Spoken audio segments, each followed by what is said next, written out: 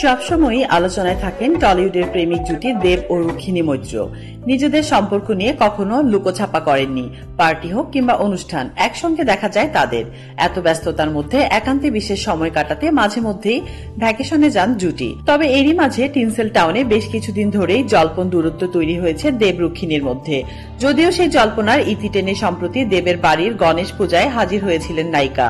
আবার ধূমকেতুর special screening এও হাতে হাত ধরে এসে বলেছেন, আমি ছিলাম, আছি, থাকবো। রুক্মিণী সম্প্রতি পাড়ি দিয়েছেন মায়ানগরী, মুম্বাইয়ে। বলিউডে কাজের স্বপ্ন পূরণে আপাতত তিনি সেখানেরই বাসিন্দা। দেব ও তার পার্টনার পাশে থাকছেন। কাজের ব্যস্ততার মধ্যেও দেখা করতে হাজির হন সেখানে। হালকা হাসি চোখে আঁকা পলকা কিছু সুর লেখা চলকে ওঠা। তবে এই মুহূর্তে নায়ক রয়েছেন কলকাতায়, ফলে নায়িকাও ফিরেছেন এই শহরে। মনে করা হচ্ছে উৎসবের দিনগুলো এখানে কাটিয়ে ফিরবেন মুম্বাইতে।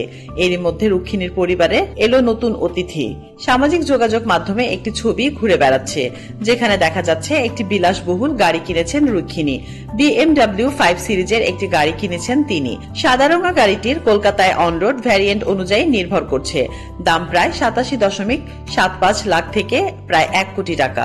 গাড়িটি বাড়িতে আনার সময় শোরুমে গিয়ে তার সামনে দাঁড়িয়ে ফটোশুট করেছেন জুটি। প্রসঙ্গত, বক্স অফিসে ভালোই ছাপ ফেলেছে দেব শুভশ্রীর ধূমকেতু। দেব এখন ব্যস্ত রঘু ডাকাতের প্রচার নিয়ে। অন্যদিকে রুক্মিণী চেষ্টা চালিয়ে যাচ্ছেন বি টাউনের নিজের জমি শক্ত করার। এরই মধ্যে কিনে ফেললেন এক বিলাসবহুল গাড়ি। তাসনিম আক্তার শিমু, SBS বাংলা।